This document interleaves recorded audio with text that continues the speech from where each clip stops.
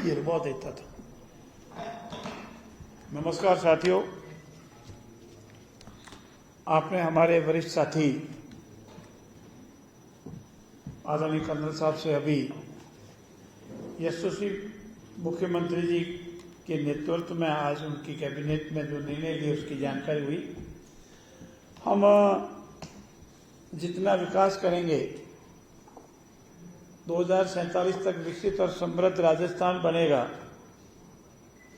उसके साथ हम चाहेंगे कि हमारे नागरिक भी स्वस्थ रहे और उन्हें वो सारी सुविधाएं मिले जिसकी वो अपेक्षा रखता है। और इसीलिए आज की कैबिनेट में निर्णय लिया गया है कि Rajasthan institute of medical sciences नाम से हम एक विधेयक आगामी सत्र में लाएंगे और इसकी बजट घोषणा हमारे वर्ष 2024-25 में हुई थी। चिकित्सा शिक्षा और स्वास्थ्य सेवाओं को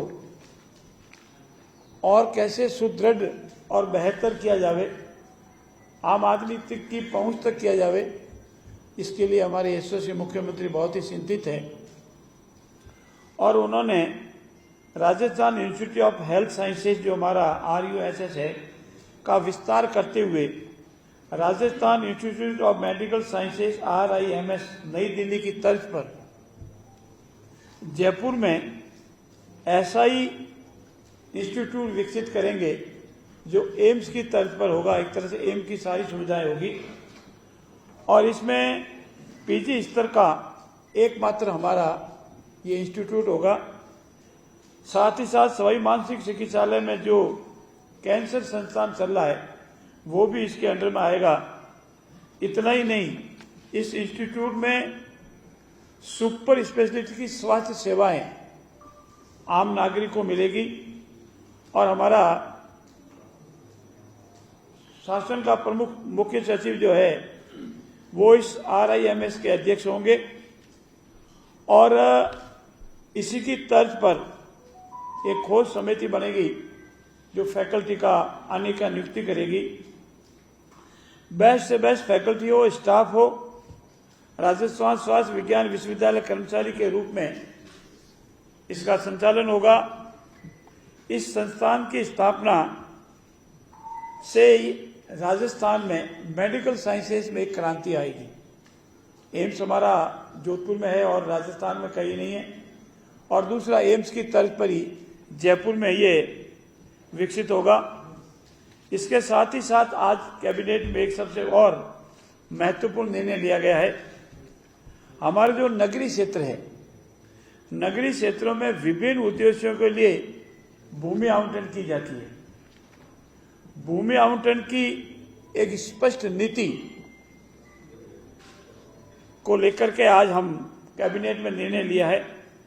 सार्वजनिक उद्देश्यों के लिए हो, सामाजिक उद्देश्यों के लिए हो, धार्मिक उद्देश्यों चैरिटेबल ट्रस्टों के लिए हो, निजी निवेशकों के लिए हो, कंपनियों के लिए हो, विभिन्न प्रकार के शैक्षणिक चिकित्सा संस्थान के लिए हो, उद्योगों के लिए हो, व्यापारियों के लिए हो, पर्यटक इकाइयों के लिए हो, इन सब के लिए भूमि आवंटन की आवश्यकता रहती है।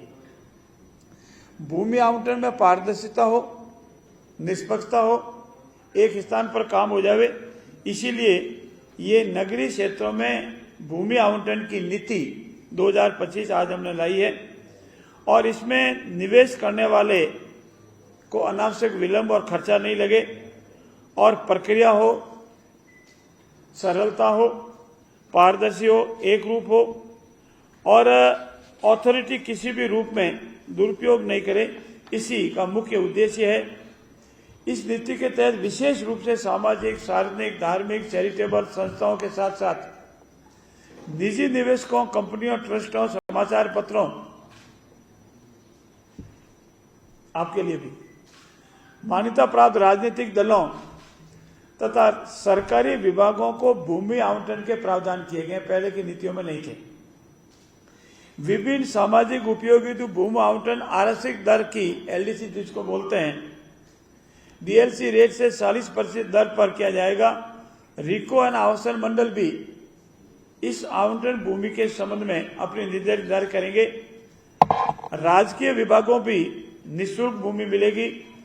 जैसा अभी हमारे वरिष्ठ साथी ने बताया, पर्यटक राजस्थान के लिए सभी उपयोगी है और उसको भी बढ़ावा देने के लिए इस नीति में प्रावधान किए गए हैं। साथ ही साथ हमारी जो पूर्व की 2015 की नीति थी उसमें हित आयोग संशोधन करके इस नीति को प्रभावी बनाया जाएगा। मित्रों, राजस्थान सर्वांगीण रूप से विकास करे, राजस्थान विकसित और समृद्ध बने, इस सब के लिए हम प्रयत्नशील हैं।